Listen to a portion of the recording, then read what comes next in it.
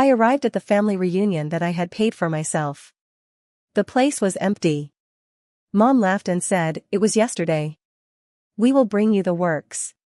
I didn't say anything, but the next morning, the police spoke for me. I must have known something was wrong the moment I walked into the parking lot.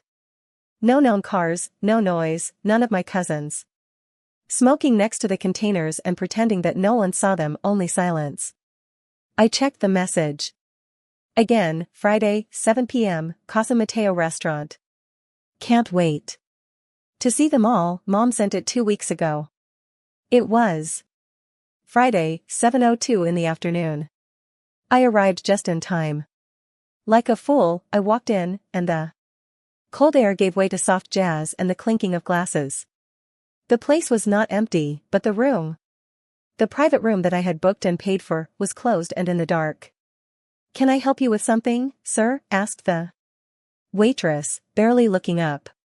"Yes, the Torres family reservation, the private room?" She checked the list. "Oh yeah, that was last night."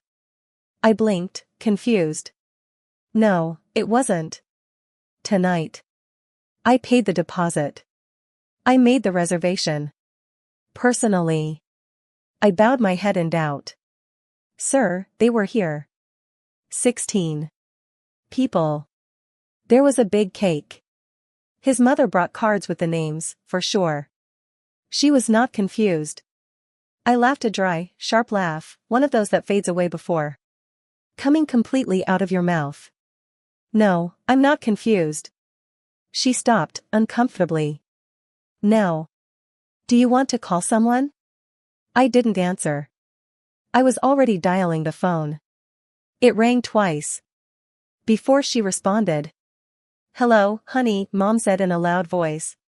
Too light, too casual. "Everything okay?" I stared straight ahead. "Where is everyone?"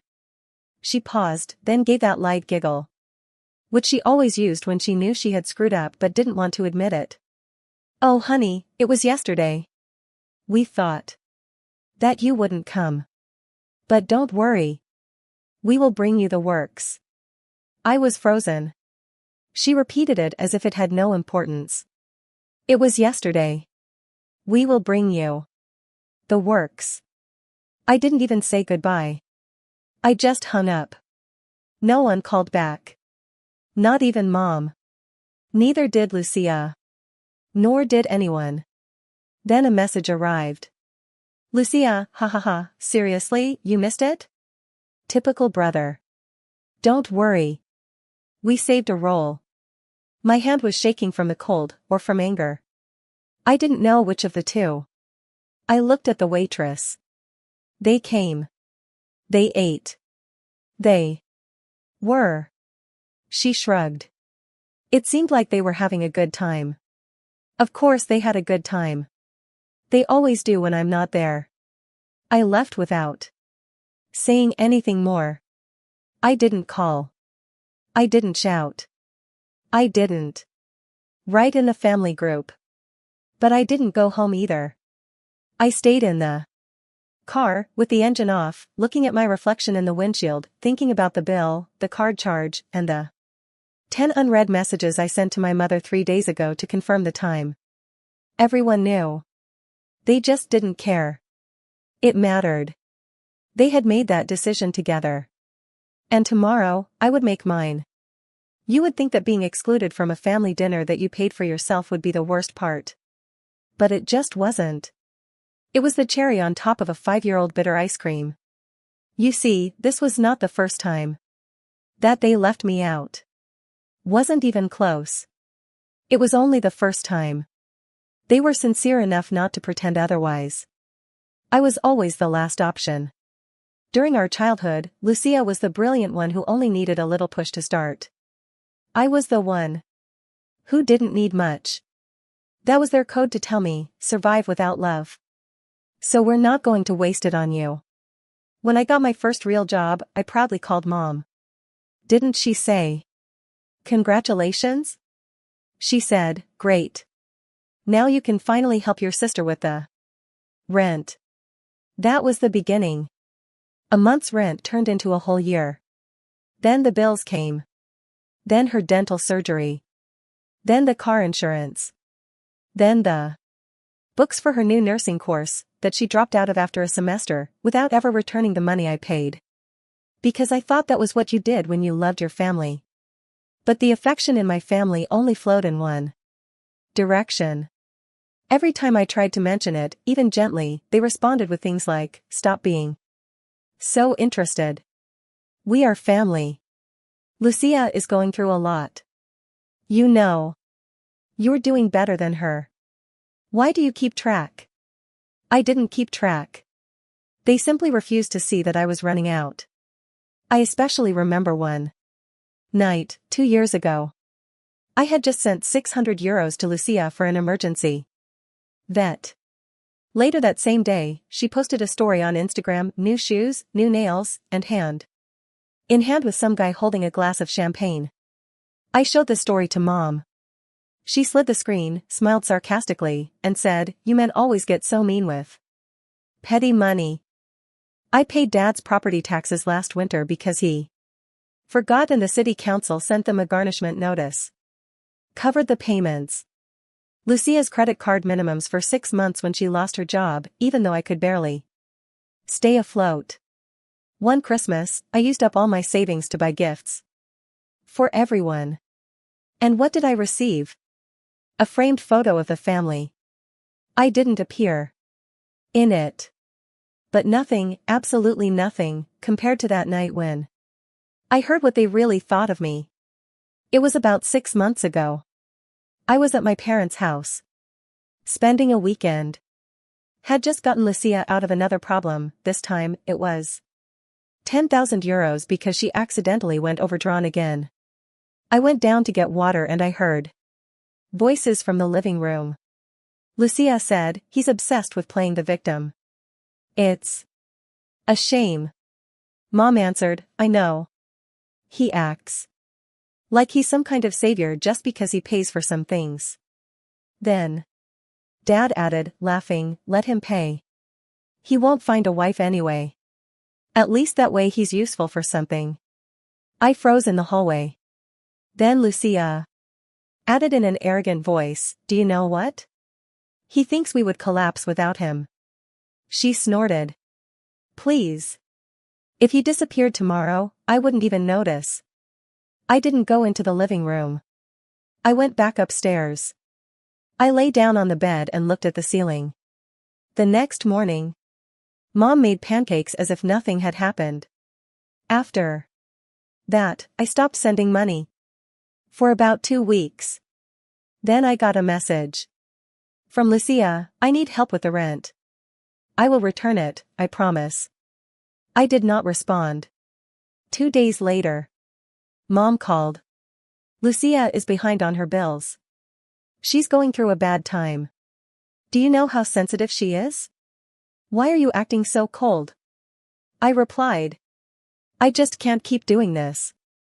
She said, "If you're going to punish us for having raised you, maybe we shouldn't have bothered doing it." That broke me. A lot more than I realized at the time. I sent the money later that day. And now, after all that, they organized a family reunion without me. A dinner that I paid for. An hour that I confirmed. And when I called Mom to ask where they were, she had the audacity to tell me, "It was yesterday. We will bring you the works. Leftovers. Like a dog. Not like a son. Not like a brother. Just a wallet with arms." That night, I stayed sitting in the car in front of the Casa Mateo restaurant. For a long time. I didn't cry. I didn't scream. I just sat in that thick, heavy silence, thinking about each and every one of the times that I had been the good one, and given how much it had cost me. Tomorrow, I wouldn't be the good one. Tomorrow, they would learn how it feels when I stop playing my role. And I knew exactly where to start. That night, I didn't sleep. Not because I was sad or even angry. I was honestly calculating. That dinner at the Casa Mateo restaurant cost me €1,740. Taxes and tips included. 16 people. Appetizers. Custom menu. I even paid extra for the nonsense. Lucia's vegan recipes and Aunt Maria's adaptations for wine allergy. They didn't just forget about me. They knew it perfectly and did it anyway. The next morning, I sent a message to the family group, "See you tonight at Mom's house. 7 p.m. I have something to do." No one asked what it was. Of course they didn't. They never asked anything when it came to me. At 6:58 in the afternoon, I parked at the entrance to my parents' house. Inside, they were already gathered. Lucia was on her phone. Dad was in his recliner with a beer. Mom was arranging the couch cushions like we were waiting for a visitor. She looked up and smiled. "Hello, honey. We weren't sure if you'd still be upset." I didn't answer anything. Lucia looked up, pretending sympathy. "You know we didn't do it to hurt you," she said. "It was just easier for everyone to come on Thursday. Most of us have lives." She said that without any shame. I put a big envelope on the table. "What is this?" asked Mom. I sat up slowly, calmly, and answered, "It's a bill." Dad laughed. Mocking, "Bill, why did I answer that one that you all enjoyed without?" Lucia laughed. "Are you kidding? Don't you?" Mom narrowed her eyes seriously. "Are you trying to get your money back?" "No money," I said, leaning forward. "I'm giving you the thumbs up opportunity. Because from now on, anything you want from me will come with an invoice." Silence. Then Dad sat up straight in his chair. "You have to abandon this attitude, son. We are family." "Of course," I responded. "Family. The same family that intentionally excluded me from a meeting I paid for. The same family that has squeezed me financially and emotionally for 50 years straight." Lucia rolled her eyes. "Come on, no one forced you to pay." That was the moment when something finally happened. It broke inside me. I stood up. "You know what? Okay, let's talk then. About what no one forced me to do." I pointed at Lucia. "No one forced me to pay your rent for 2 years. Or cover your overdraft commissions. Or change your car transmission." I turned to Mom. "No one forced me to pay your back taxes. Or the cruise you wanted for your birthday. When you said Dad had forgotten to do the shopping. When suddenly you couldn't walk because of your knee." Dad's face turned red. "Be careful what you say." "Oh, this is just the beginning," I said, as I took out a printed pocket list. "Don't you want to listen to it?" "Well, I do. Because I had to live it." And then the surprise came. I took out a folder and threw it on the table. "And what is this now?" Dad asked angrily. I smiled. "Documentation. Of each transaction. Each bank transfer. Each shipment by Bizum. Each payment by PayPal. Each receipt." Lucia snorted with sarcasm. "Really? You're exaggerating." I didn't say completely. "Don't worry. I'm protected. Because this morning, I filed a fraud complaint." I tapped the folder with my finger. "It's already in the system." "What are you talking about?" Mom asked, suddenly lowering her voice. I looked her directly in the eyes. "Last week, I discovered that someone used my name to open a new credit card. The same one that was used to pay for a new iPhone and a spa package. Lucia posted saying it was a gift from a friend." Lucia stayed paralyzed. I called the credit company. They're investigating it as identity theft. The address they were given? Yours. Lucia stood up suddenly. "Are you kidding me?" "At all," I replied. "And if you think I'm not going to press charges." "You wouldn't dare," Mom said angrily. "Try me." The room exploded with screams. Lucia screamed, "How dramatic you are." Dad shouted, "Do you want to send your own sister to jail? Do you expect me to continue acting stupid eternally?" I responded firmly. Mom burst into tears. You're destroying this family. No, I said as I walked toward the door, I'm finally saving myself from her. And then came the second surprise. When I turned to leave, someone spoke for the first time, my cousin Lucas. The quiet one, who barely spoke at family gatherings. I would like to pay my share, he said softly. Of dinner, I mean. It's only fair. Everyone turned to him, stunned. He added then, and I know I should have said something before. But they did plan excluding you. I was present when they laughed at it. They said you were too dramatic. I'm so sorry. I looked at him, and for the first time that night, I smiled. Thank you. Then I left. They thought they could use me forever. But they forgot one thing, even the quietest of us end up talking.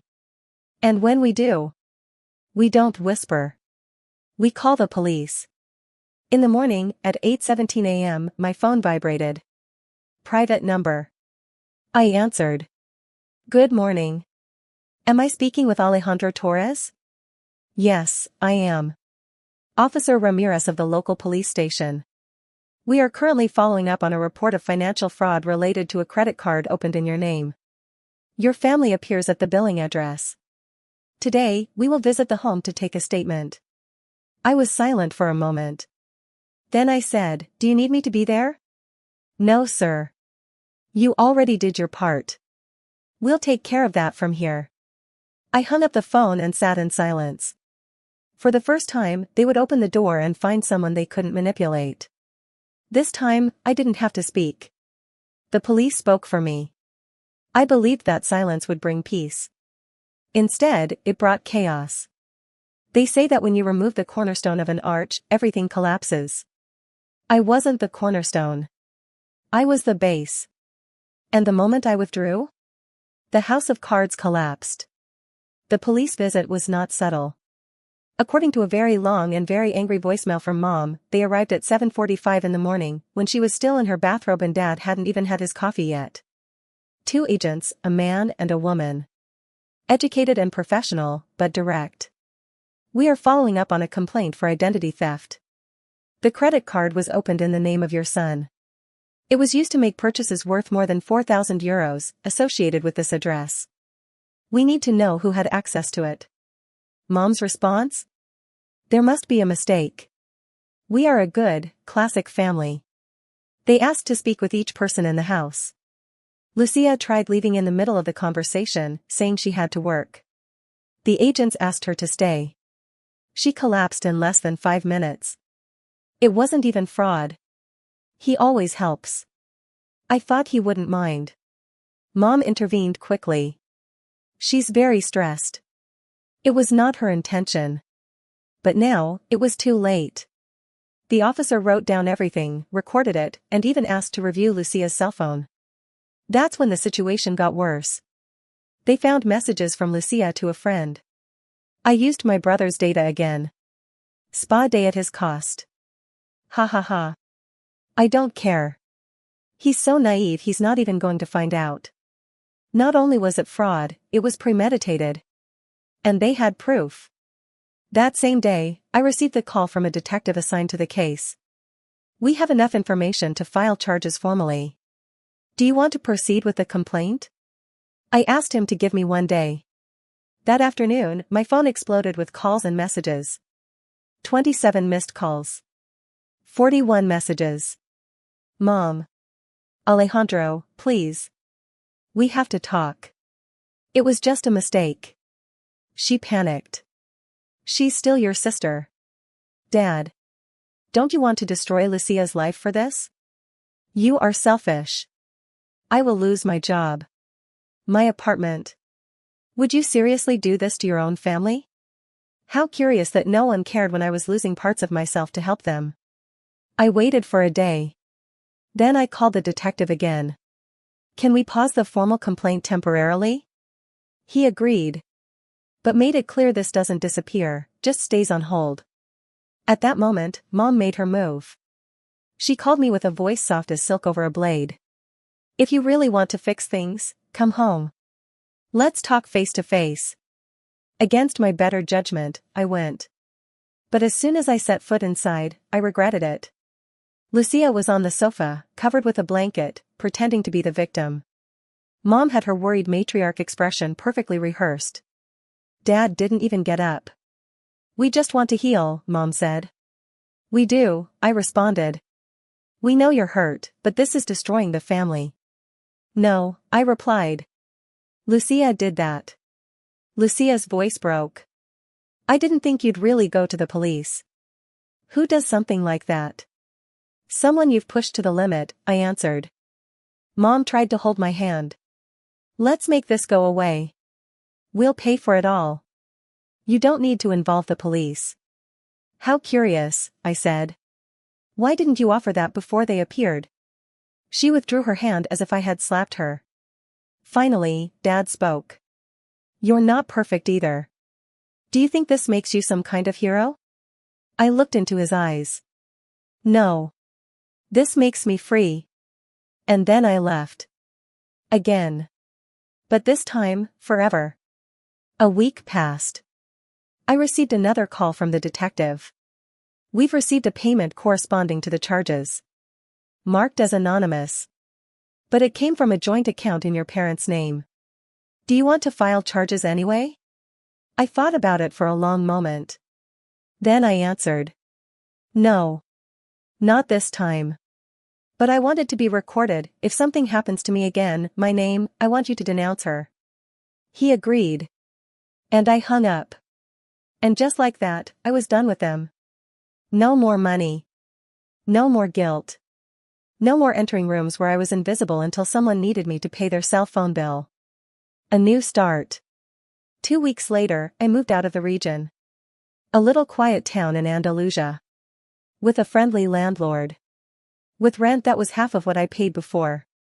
I spent my first weekend assembling IKEA furniture. Listening to old music I hadn't heard since college. I went to the supermarket and bought what I wanted. I sat on my own couch with a coffee and a book. And no one knocked on the door to ask for help. For the first time in a decade, I realized I was no longer responsible for anyone but myself. But here's where the unexpected comes. 3 weeks after starting my new life, I received a letter. Handwritten. Without return address. Inside? A sheet of paper, folded. And a check note said, "I don't expect you to forgive me, but thank you for doing what I never had the courage to do. Lucas." The check, it was half the bill at the Casa Mateo restaurant. I smiled. He didn't owe me anything, but I had understood it. And the others? I never heard from them again. Not for my birthday, or at Christmas even. When Dad had surgery later that year, I only found out through a post on Facebook from a distant cousin. And you know what's better? Like this. They had finally learned what it was like to live without me. And I finally learned to live without them. People say that blood is thicker than water, but they forget the second part of that sentence. The blood of the covenant is thicker than the water of the womb. In other words, the loyalty one chooses matters more than shared DNA. And I finally learned that, the hard way. The last time I saw my family's faces was the day I left that house, with the folder in my hand and the fire in my chest. Since then, not a word. And that silence, before it felt like a punishment. Now, it feels like fresh air. A few weeks ago, I met someone from my hometown. A classmate from high school. He recognized me in the checkout line at the hardware store. "Hey, weren't you Lucia's brother?" I paused and smiled. Not like that. Without further ado. Without a doubt. Because I am no longer Lucia's brother. I am no longer the good son. I am no longer the bank. I am no longer the one who appears when everyone else disappears. I am myself. And for the first time in 32 years, that's enough. They thought I wouldn't survive without them. That I would come crawling back. That I needed their version of love, their emotional blackmail disguised as concern. Their control disguised as closeness. They were wrong. I don't need Sunday dinners where I sit in silence while they toast themselves. I don't need those "how are you" messages that are really just introductions to ask me for something. I don't need to explain to anyone why I changed my number. Why I moved without leaving an address. Or why I never showed up for Christmas. Let them ask. Let them become distressed. Let them try to explain my absence to the rest of the family. To the neighbors. Even to themselves. Because deep down, they know perfectly. They pushed me out. And for the first time, I didn't beg to come back. Do you want to know the best of all? They lost control the moment I stopped begging, darling. And I began to demand respect. Because people like that use the word family like a weapon. But the second you respond by setting boundaries, they call you cold. Broken. Selfish. But I'm nothing like that. I'm just not his. And Lucia anymore? She didn't lose her job. She didn't go to jail. But do you know what she did lose? Her mask. Now the whole family knows what she did. How she lied. How she used me. How she laughed at my back while I slowed down to the last drop. And now? No one trusts her. Lucas left home. Aunt Carolina refuses to let her take care of her children. Uncle Esteban told me in a brief phone call that he did not expect. Lucia's name is now mud at every family event. You don't need to come back, they told me. They were the ones who ruined everything. Now we all see it clearly. But I responded the same as I will tell you now. It is not about who sees it clearly. It is about who managed to survive. And I made it. So no, I'm not going to pretend that everything is fine. I'm not going to send birthday cards or answer calls. I'm not going to show up for fake hugs or tense family meals. Just so mom can make passive-aggressive comments about how hard it is to keep the family together nowadays. I'm no longer one of them. And that's the best thing that has happened to me in my life. Now, I wake up and feel peace. Work. And I keep what I earn. I eat what I want. I don't apologize for saying no anymore. I don't get startled when my phone vibrates. I no longer hold my breath around people who say they love me. I'm free. And not because they let me go. But because I finally stopped waiting for their permission. Let them keep their leftover dinners. Let them pass around my photo as if I were dead. Let them murmur. Let them beg. Let them shout. Let them manipulate the story and call me the villain. I will continue sleeping like a baby.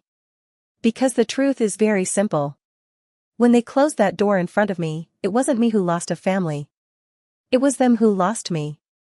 And that's the first debt they will never be able to pay. Welcome to Revenge with Lyra. I opened my dream restaurant and invited my entire family to the grand opening. Not one of them showed up. They all went to Ezra's promotion party instead, a backyard barbecue with plastic chairs and lukewarm beer, while I stood in a candlelit dining room, waiting.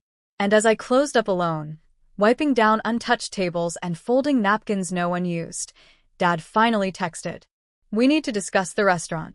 My name is Juliet Martin, I'm 34. And if you think you know how this ends, stay tuned. What do you do when the people you fed your dreams to show up only when there's something left to eat? The kitchen still smelled like garlic and rosemary. The handwritten menu cards I spent hours on were all still stacked neatly at the host's stand. And the playlist, the one I made from songs that reminded me of my childhood, kept looping on empty speakers. I stared at my phone. No calls. No, sorry, we're running late. No flowers. Not even from Mom. Just Ezra's Instagram story. Promotion party vibes, bottle with popping cork. My entire family in the background. Laughing. Dancing. Holding a cake that said, "To bigger things." I'd built something from scratch. They didn't just miss it, they ignored it. So when Dad texted, I didn't ask what he wanted to discuss. I knew. He was worried about the money he assumed he'd get. The family tab. The unspoken discount he thought he'd earned just by sharing my last name. I stared at the screen for a moment, then typed one sentence that would rewrite the rules forever. Effective immediately.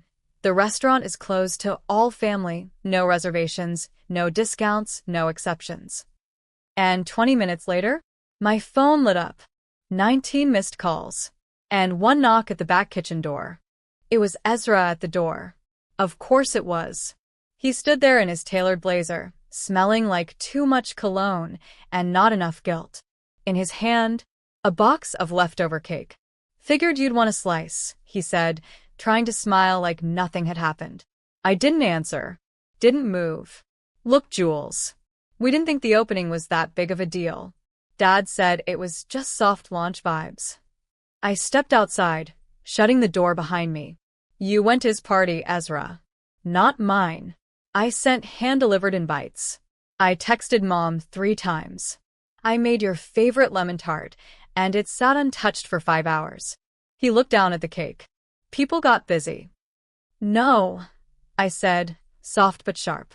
People got lazy. They thought I'd always be the backup plan. I walked past him and threw the trash bag I'd been carrying into the dumpster. Jules, come on. It's not that deep. But it was. It had always been deep. From the way Dad introduced me as the artsy one, to how Mom constantly compared my restaurant dream to Ezra's marketing job. They wanted me to stay small, so they wouldn't have to explain me.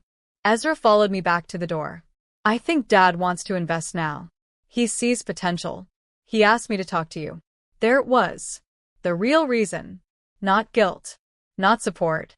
Just business. Tell Dad the restaurant's fully funded, I said calmly.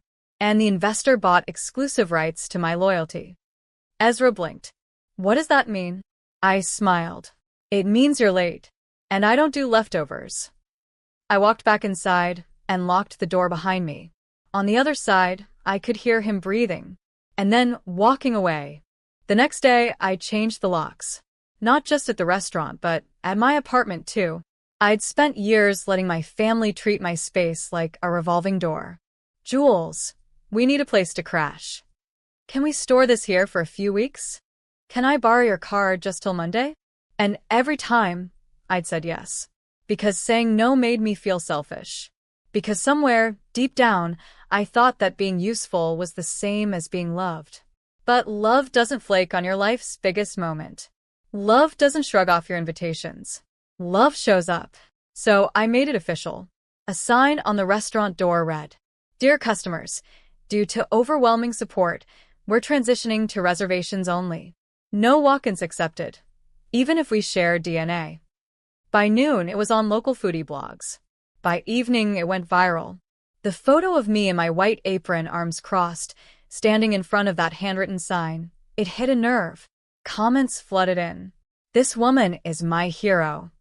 Boundaries taste better than betrayal. Tell Ezra to eat a slice of humble pie. Meanwhile, my phone buzzed nonstop. Mom called 5 times, left 1 voicemail. Juliet, this is childish. We're family. We made a mistake, but this public tantrum is making things worse. I didn't respond. Instead, I opened the front door to a couple holding hands, tourists from Georgia. We saw you online, the woman smiled. We canceled our other reservation just to eat here. As I led them to their table, I caught my reflection in the front window. I didn't look bitter. I didn't look angry. I looked free. And behind me, the restaurant buzzed with laughter, clinking forks, and second chances I chose, not ones I was forced to give. 2 days later, Dad showed up. Not at the restaurant. He wouldn't risk the cameras or another headline. He came to my apartment. Juliet, open the door, he said. Let's be adults about this. I watched him from the peephole. Suit jacket slightly wrinkled. Eyes tired. He looked like a man losing control of a story he'd written. I'll be brief, he added. Your mother's upset. Ezra's confused. We all are. I opened the door, but didn't step aside. You want to talk? Talk right here. He sighed. This is ridiculous. We're not enemies. No. You're just people who forgot I exist unless I'm footing the bill or cooking the meal. He flinched. I was going to help you, he said quietly. I was looking into some financing. You mean you wanted equity, I replied. Control. Dad's face hardened. Don't be paranoid. I pulled out the manila envelope that had been waiting on the console behind me. Here's the deed. The restaurant is solely in my name. The LLC, the patents, the recipes, all mine. He blinked. You got a lawyer? I got a team, I said. Funny what happens when you stop waiting for permission to shine. Dad looked down, then muttered. We just wanted you to succeed. No. You wanted me dependent. Manageable. He didn't respond. Before he left, he turned and said, "This'll come back to bite you, Jules. You're burning bridges." I nodded, calm. Then I guess I'll learn to swim. I shut the door. And for the first time in my life, I didn't feel like I needed their name to succeed. Because mine, Juliet Martin, was finally worth something. By that night, I had 12 new reservation requests. And one message from Ezra. "They're planning something. Be careful." I didn't flinch. Let them plan. So was I. The first sign was a bad Yelp review. Then 2. Then 6. All within an hour. Each one eerily similar. Food was cold. Staff was rude. Owners stared at us like we didn't belong. Only problem? None of those names were in the reservation log. And we never had cold food. I knew what this was. Ezra's message echoed in my head. They're planning something. A smear campaign. One-star warfare. The kind of digital vandalism that doesn't leave fingerprints, just poison. I didn't panic. I prepared. I called my lawyer. Then I reached out to one of my regulars, a journalist from a local paper who had once written a glowing piece titled, "The Restaurant with a Soul." "I think someone's targeting you," she said after reading the reviews. "Want to go on record?" I said yes. By morning, the article was out. Beneath the apron strings, how a rising star chef fought back against family sabotage. It wasn't revenge. It was truth. The piece included screenshots, Dates, contradictions, even a quote from a staff member who said her dad came in last week and threatened to buy out her lease if she didn't come to her senses. By noon, the story had legs. Comments poured in again, this time from people defending me. Imagine being this threatened by your daughter's success. Families like this create warriors. She's not the black sheep, she's the phoenix. That night, a woman walked into the restaurant and whispered, "They tried to break you. But I came here to tip you $1,000 just for standing up." I cried in the walk-in fridge.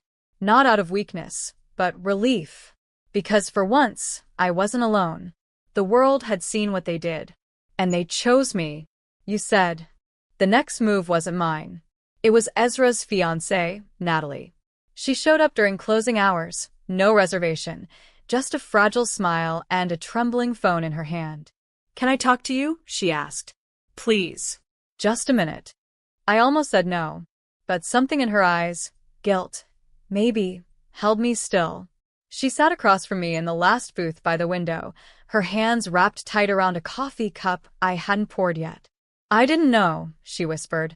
"I didn't know how far they were going." I stayed quiet. They created a WhatsApp group. Your mom, Ezra, your Aunt Linda, even your cousin Mark. It was called Project Reset. The plan was to pressure you into selling the restaurant or force you to fail. I didn't flinch. I already knew. Natalie continued, her voice cracking. "Ezra said they were just trying to bring you back to reality. But after the article went viral, they turned on each other. Your mom blamed Ezra. Ezra blamed your dad. It's chaos now." I leaned back, watching her. "Why are you telling me this?" She looked ashamed. "Because they dragged me into it. And because I don't want to marry someone who treats his sister like that." She slid her phone across the table. Screenshots. Messages. Voice notes. Proof. I stared at them.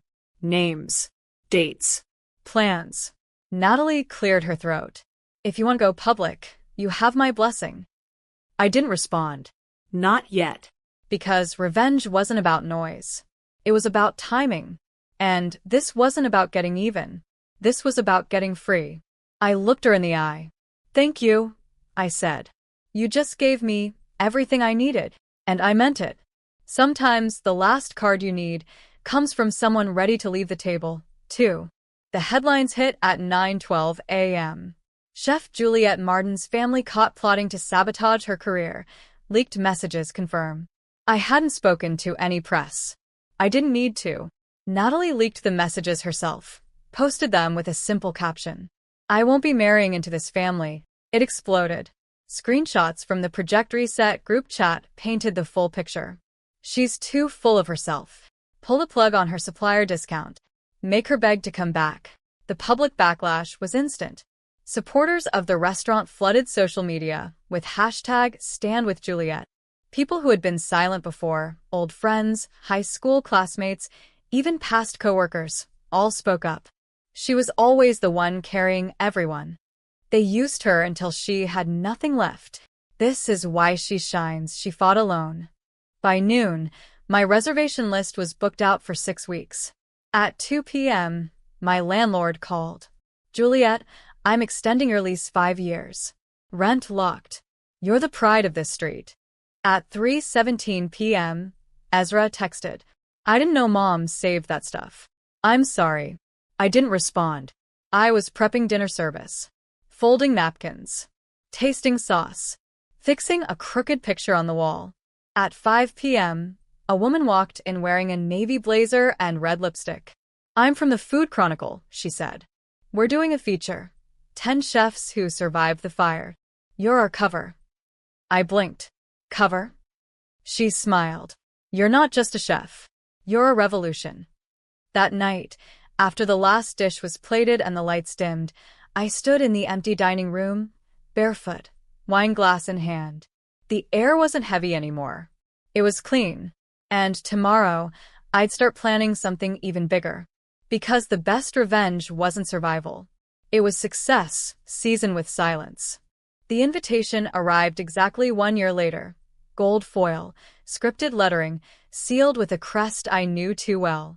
"You are cordially invited to Ezra and Marlene's engagement brunch." I laughed. The same family who once locked me out of celebrations was now asking me to join their curated photo op, likely hoping I'd post something positive to help their image. I placed the invite in the blender. Then I opened my laptop and finalized a deal I'd been negotiating for months. Juliet's Table, my second location. This one was in a historic brick building downtown. Exposed beams. Rooftop garden. A kitchen twice the size of the first. I'd hired my staff from overlooked places, culinary grads with no connections, single moms rebuilding, quiet dreamers who never got a chance. We built something sacred. Not just a restaurant, but a space where dignity was on the menu. As I stepped outside for the ribbon cutting, a crowd had gathered. The same journalist who'd written the first article was there, mic in hand. "What would you say to your family now?" she asked. I smiled, slow and soft. "Nothing." They'd asked for explanations, apologies, second chances. I gave them silence. Because they never needed answers, they needed accountability. And I had nothing left to prove. Later that evening, I stood inside the new kitchen, apron dusted with flour, hands in dough. My staff buzzed behind me, laughter, chopping, the low hum of hope. Then came the moment that marked everything. A woman walked in, alone, nervous. "I saw your story," she said. "My daughter wants to be a chef. She's afraid she won't be good enough." I handed her a menu. "Tell her this." They said the same to me. And just like that, I closed the chapter they tried to write for me.